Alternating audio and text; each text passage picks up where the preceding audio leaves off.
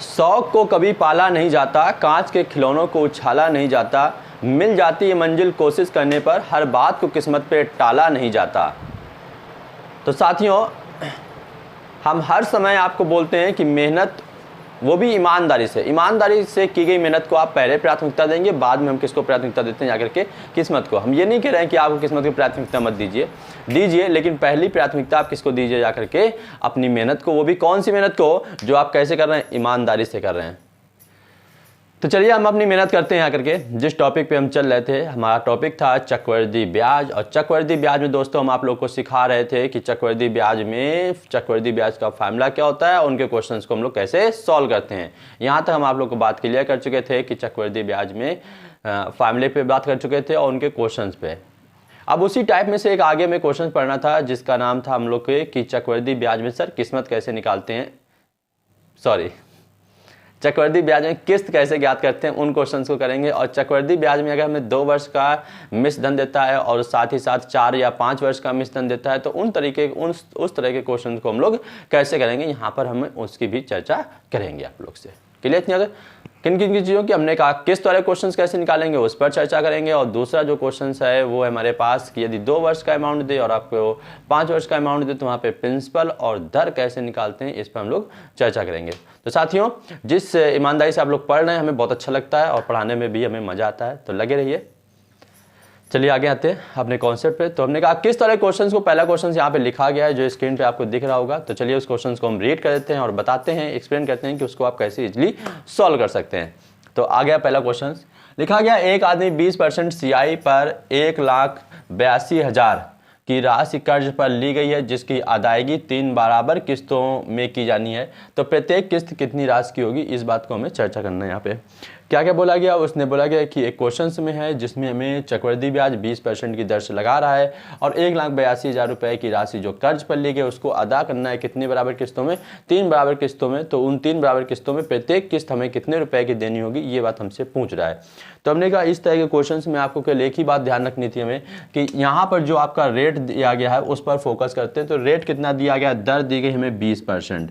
इस 20% को हम लोग चेंज करेंगे भिन्न के फॉर्म में, प्रतिशत हटाएंगे तो ये बन जाएगा 20 बटे, प्रतिशत का मतलब होता है बटा में 100। तो 20/100, इसका मतलब ये कितना हो गया हमारे पास 1/5। 1 बटे क्या हो गया 5। ये 5 हमारे पास प्रिंसिपल वैल्यू होती है जिसको हम लोग P लिखते हैं और ये जो 1 होता है ये हमारे पास किस्त को ऐड करके बनता है। तो यहाँ पे मूलधन हो गया हमारे पास, यहाँ पे मूलधन लिखेंगे और दूसरे नंबर पे हम क्या लिखेंगे, किस्त लिखेंगे। क्या लिखेंगे, किस्त।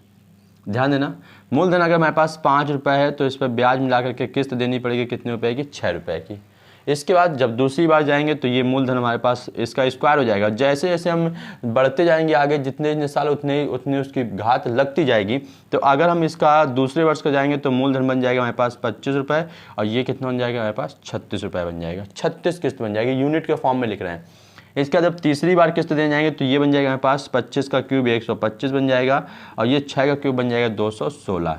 ये जो 216 आता है ये लास्ट की किस्त होती है, यही हमारी क्या होती है, किस्त होती है, ये किस्त होती है।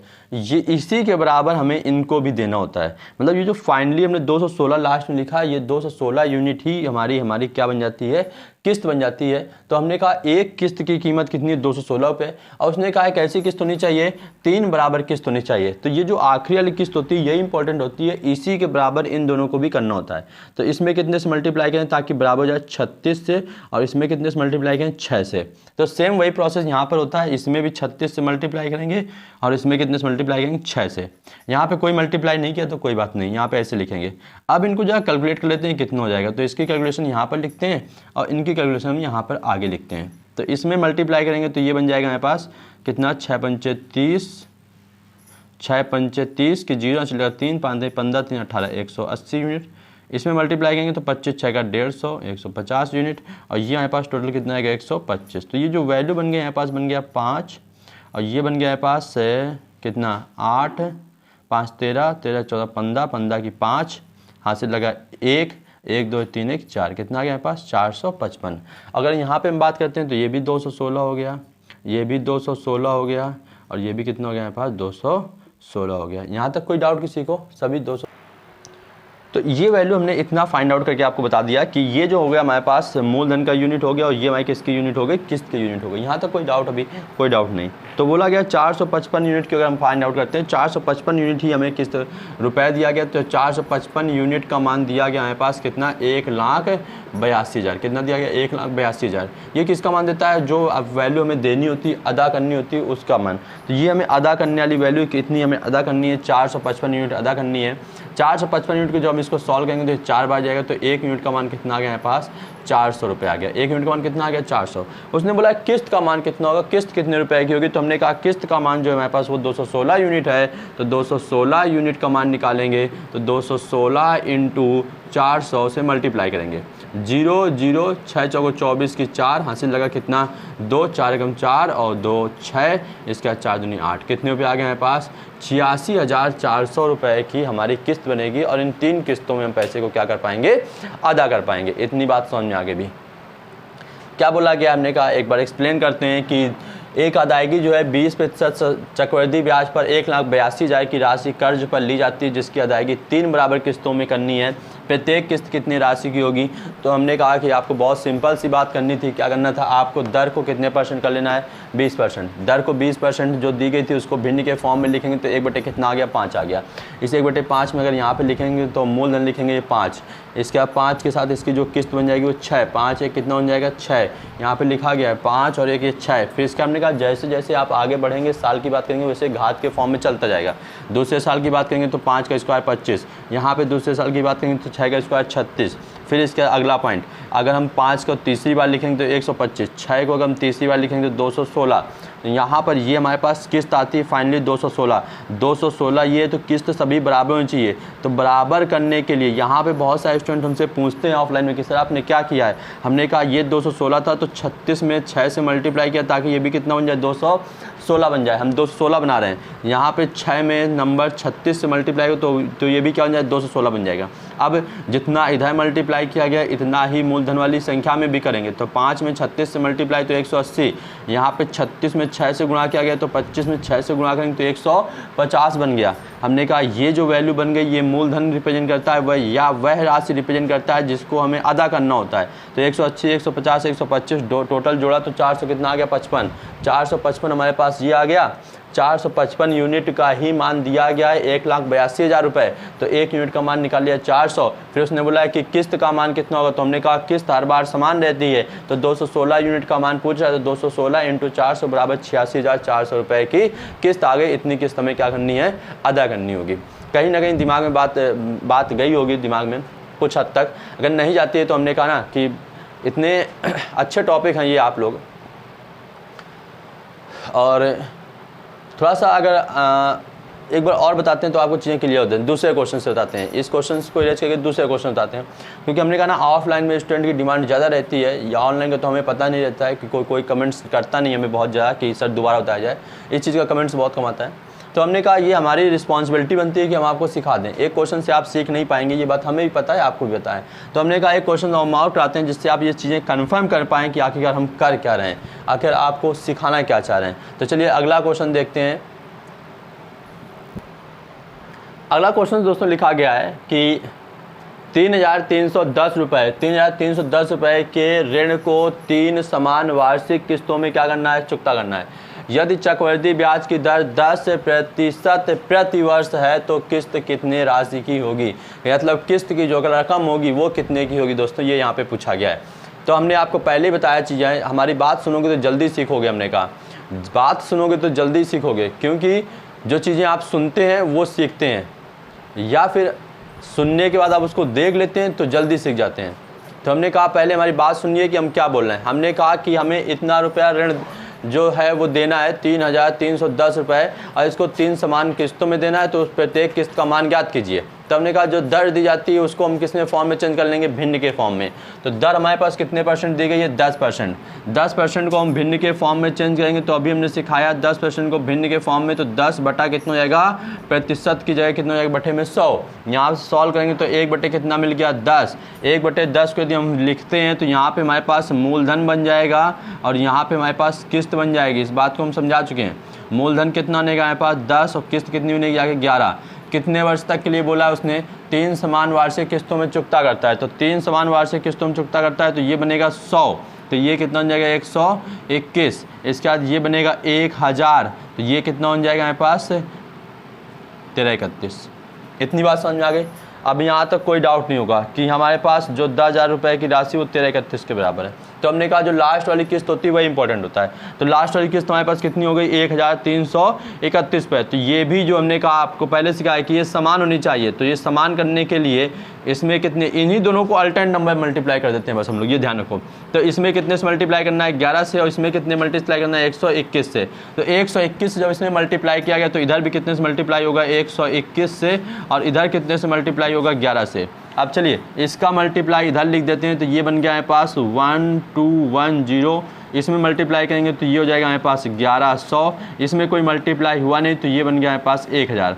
अच्छा इधर मल्टीप्लाई करेंगे तो सब में कितना मिलेगा हमें 1331। समान किस्त ये भी होगी, समान किस्त समान, और ये भी क्या हो जाएगा हमारे पास समान। तो फाइनली जो किस्त दी जाएगी वो कितने यूनिट की दी जाएगी 1331 यूनिट की किस्त दी जाएगी। यही हमने पिछले क्वेश्चन बताया था कि ये नहीं बदलते हैं, ये सब बराबर रहते हैं तो ये नहीं बदलते हैं। बदलता क्या है यहाँ पर ये बदल जाएगा। इसकी जब मल्टीप्लाई कराएंगे तो 1210, इसके साथ मल्टीप्लाई करेंगे तो 1100, ये कितना बन जाएगा हमारे पास 1000। इन सबको ऐड करो तो ये हो गया 0, ये हो गया हमारे पास 1 2 1 कितना हो गया 3, और 1 1 2 3 3 कितना आ गया हमारे पास 3310 यूनिट का मान निकाल दिया गया हमें। 3310 यूनिट जो अदायगी रकम है वो यूनिट में है, और उसकी वास्तविकता वैल्यू जो दी गई है वो 3310 3010 दिया गया है। तो 1 यूनिट का मान कितना आ गया 1 रुपये। 1 यूनिट का मान कितना आ गया 1 रुपये। उसने पूछा है समान किस्त। अच्छा किस्त का यूनिट बताओ बच्चों कितना है, तो किस्त का यूनिट है 1331। तो 1331 यूनिट का मान निकालेंगे तो 1331 इंटू 1 रुपये का मल्टीप्लाई करेंगे तो 131 रुपये। इतने रुपए की हमें क्या देनी पड़ेगी किस्त देनी पड़ेगी। और कितनी किस्त देनी पड़ेंगी हमें 3 किस्तें देनी पड़ेंगी, तो हमारा रुपया क्या हो जाएगा अदा हो जाएगा। इतनी बात समझ में आ गई। तो ये रहा हमारे पास किस्त का सवाल। अभी और सीखते हैं, क्योंकि एक स्टूडेंट बोला था कि सर प्रैक्टिस पर ज़्यादा फोकस करा दिया करिए, प्रैक्टिस करा दिया करिए। तो एक क्वेश्चन की और प्रैक्टिस कराते हैं, उसको भी देखते हैं कि कैसे करना है। क्लियर। तो इसको इरेज कर दिया जाए, इसको मेट दिया जाए दोस्तों, इसको एक बार समझ लो फिर मेट देते हैं हम। तो चलिए अगला क्वेश्चन देखते हैं। तो अगला क्वेश्चन लिखा गया दोस्तों, जिसमें देखा गया है कि 6800 रुपये या 6800 रुपये को ऋण को 2 समान वार्षिक किस्तों में क्या करना है चुकता करना है। यदि चक्रवृद्धि ब्याज की दर 12 से 1/2% प्रति वर्ष है तो प्रत्येक किस्त की क्या ज्ञात कीजिए राशि ज्ञात कीजिए। यहाँ पे अच्छा चेंजमेंट क्या किया गया है, चेंजमेंट हमने केवल इतना किया गया है कि ये तो ठीक है 2 समान वार्षिक किस्तों या 3 समान वार्षिक किस्तों में। चेंजमेंट यहाँ पे जो किया है वो हमने रेट का किया है कि जो दर थी वो हमारे पास कितनी कर दी हमने 12 से 1/2%। कहीं ना कहीं दर को हमने ऑलरेडी फ्रैक्शन के फॉर्म में यहाँ पर भी लिखा गया है, जो कि 12 से 1/2 के फॉर्म में लिखा गया है। तो हम इस 12 से 1/2 को कैसे चेंज करेंगे, बस इस बात को हमें यहाँ पे सिखाना था। तो हमने कहा दर को ही लिखते हैं हम सबसे पहले, तो दर पे फोकस करते हैं। तो 12 से 1/2% को हम दोस्तों बताना चाहेंगे भिन्न में। तो 12 दूनी 24 और एक कितना हो गया 25, कितना आ गया हमारे पास 25/2, और इसको प्रतिशत हटाएंगे तो यहाँ बन जाएगा हमारे पास 1/100। 25 से कम 25, 25 चौको 100, तो फाइनली जो वैल्यू बन के आ गई वो कितनी आ गई हमारे पास 1/8। कितनी आ गई 1/8 आ गई। अब ध्यान देना यहाँ पे अभी हमने सिखाया है कि आपको प्रिंसिपल लेना होगा। यहाँ पे आपको किस तरह रखनी होगी कि किस्त चलेगी कितने की हमारे पास, इंस्टॉलमेंट बोलते हैं इंग्लिश में, ऐसे लिख सकते हैं हम लोग कि इंस्टॉलमेंट कितना होगा हमारे पास ये। तो यहाँ पे हमारे पास ये 8 रहा, तो ये कितना हो गया 9 हो गया।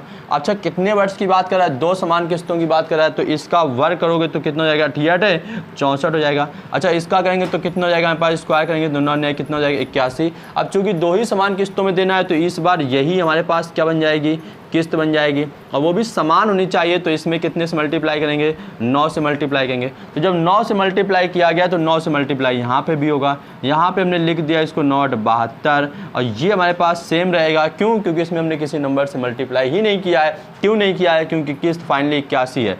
तो ये हो जाएगा हमारे पास 64 ही रहेगा। इसको जोड़ेंगे तो 4 2 6 बन गया, 6 से 12 13 कितना बन गया 136 यूनिट बन गया। तो हमें कहीं ना कहीं एक रकम दी जाती है जिसको हमें अदा करना होता है, तो वो कितने की दी गई वो ये पता करते हैं। तो 136 यूनिट का मान आपको दिया गया कितना 6800। इतनी बात क्लियर। अब इसके बाद सिंप्लीफाई करना है, सॉल्व करना है। तो हमने कहा अगर इसको हम डिवाइड करते हैं तो 2 से डिवाइड कर लेते हैं, पहले सिंपल दिखने लगे हमें। 2 से डिवाइड करेंगे 6, 2 से डिवाइड करेंगे 8, 68 आ गया। अच्छा एक चीज़ ध्यान देना, अगर हम 68 से डिवाइड करेंगे तो ये 100 हो जाएगा, और इसको हम 68 से डिवाइड करेंगे तो ये 2 आ जाएगा। तो 2 यूनिट का मान कितना आ गया आपके पास, 100 आ गया। 1 यूनिट का मान कितना आ गया, 1 यूनिट का मान कितना आ गया, 50 आ गया। 1 यूनिट का मान कितने पे आ गया, 50 पे। अच्छा किस्त अदा करनी है तो किस्त का यूनिट पता करना था। किस्त कितने यूनिट है हमारे पास, 81 यूनिट। तो 81 यूनिट का मान निकालेंगे तो 81 इंटू कितना हो गया हमारे पास, 50। तो फाइनली इसके साथ मल्टीप्लाई करेंगे तो 5 एकम 5, 8 पंच 40, कितना आ गया हमारे पास, 4050 रुपये की किस्त आ गई। कितनी आ गई, 4050 रुपये की किस्त हमें क्या करनी है, अदा करनी है। बात समझ में आ गई दोस्तों। तो इतने क्वेश्चन हमने किस्त पे आपको करा दिए हैं, जहाँ पे कहीं ना कहीं आपकी प्रैक्टिस भी करा दी है। एक क्वेश्चन आपके लिए जो आप घर से करके हमें लाएंगे, कमेंट्स बॉक्स में आंसर देंगे, हम देखेंगे कि आपके आंसर सही आ रहे हैं या फिर गलत आ रहे हैं, या फिर आप सीख पा रहे हैं या फिर ऐसे ही हवाई चल रहा है सब कुछ। चलिए एक क्वेश्चन आपके लिए जो घर से करके लाना है आपको। क्लियर। तो बहुत ही मज़ेदार क्वेश्चंस लिखा गया आपके सामने किस्त का, और इस बार हमने एक चेंजमेंट ये कर दिया है कि हमने चेंजमेंट ये कर दिया है कि आपको यहाँ पे ऑप्शन मिलेंगे, उसमें आपसे ये क्लियर करना है कि आपको कौन सा ऑप्शन सही है। 4 ऑप्शन में से A, B, C और D, सॉरी ये C था, A, B, C और D, 4 ऑप्शन में से एक ऑप्शन सही है। आपको बताना है कि कौन सा ऑप्शन सही है।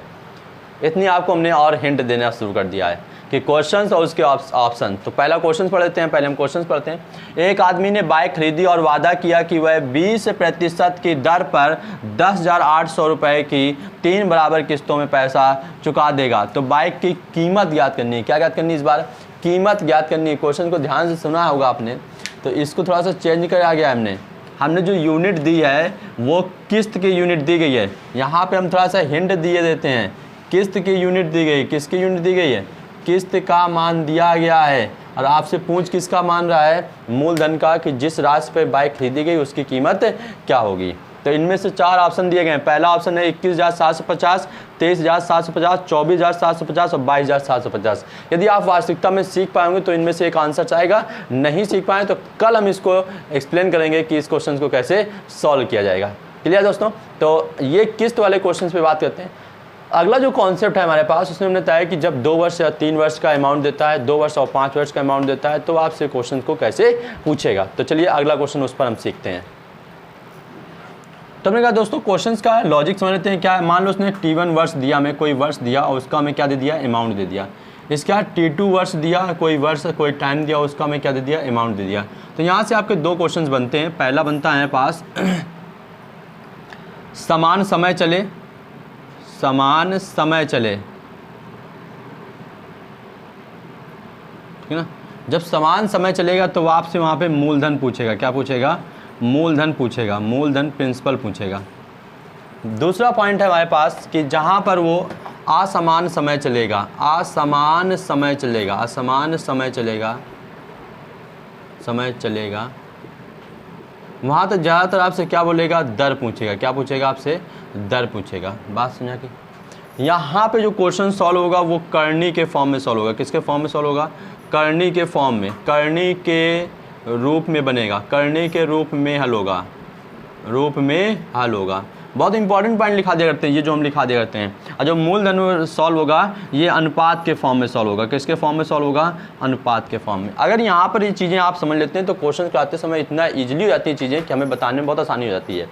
क्या था, हमने कहा कि अगर T1 वर्ष का अमाउंट A1 दे कुछ दे और T2 वर्ष दूसरा कोई वर्ष दे और उसका अमाउंट A2 देता है, तो वहाँ पे 2 प्रकार के क्वेश्चन बनते हैं। जब वो समान समय चलता था, समय का जो अंतराल होता है समान समय चलता था। अंतराल कैसा, हमारे पास अंतराल जो होता है वो कैसा चले, समान चले। और यहाँ पे जब अंतराल चलेगा कैसा चले, असमान चले। तो क्वेश्चन में दर पूछेगा ज़्यादातर, और अगर अंतराल समान समय में चलता रहता है, समय समान रहता है, तो वहाँ पे मूलधन पूछता है और उसको हम लोग किससे करेंगे, अनुपात के मेथड से करेंगे। और यहाँ पे जो मेथड करेंगे वो किस मेथड से करेंगे, हम लोग करने के मेथड से करेंगे। चलिए दोनों क्वेश्चन करते हैं एक एक करके, और पहले हम लोग इस पर चर्चा करते हैं फिर इस पर चर्चा करते हैं।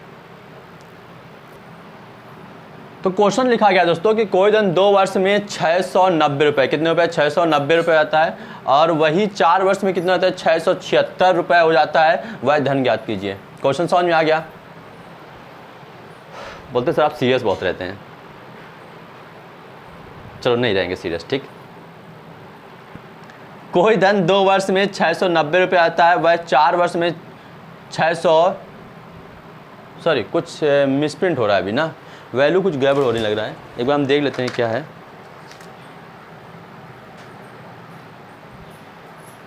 सॉरी 650 पे कर लो यहाँ पे। हाँ तो दोस्तों यहाँ पे थोड़ा सा मिसप्रिंट ये है कि यहाँ पे हमने 690 जो लिखा है उसको आप 650 कर लीजिए, और कुछ चर्चा बीच में हो गई होगी दवाइयों के लेके, तो वो थोड़ा सा फैमिली मैटर है, उसमें इन्वॉल्व मत हुआ करो। कोई धन 2 वर्ष में 650 पे जाता है, वह 4 वर्ष में 676 रुपये जाता है, वह धन ज्ञात कीजिए। तो हमने कहा इसको पहले समझते हैं कि क्या हमने क्वेश्चन और कॉन्सेप्ट सिखाएं। अच्छा प्रिंसिपल हमने स्टार्टिंग से ले लिया। अच्छा 2 वर्ष बाद, देखो 2 वर्ष बाद प्रिंसिपल को लिया, फिर 2 वर्ष बाद अमाउंट कितना हो गया हमारे पास, कितना हो गया 650 पे। फिर इसके 4 वर्ष बाद, तो 4 वर्ष कैसे बनेंगे, 2 वर्ष ये हुए और 2 वर्ष फिर आगे चलेंगे तभी तो 4 वर्ष बनेगा। यहाँ से ये कितना बन गया जाकर के 4 वर्ष। तो हमने कहा जो समय का अंतराल चल रहा है वो क्या समान चल रहा है, बिल्कुल सही चल रहा है। यहाँ से अंतराल 2 वर्ष का, यहाँ पे अंतराल 2 वर्ष का, और ये वैल्यू कितनी हो गई हमारे पास 676 रुपये हो गई।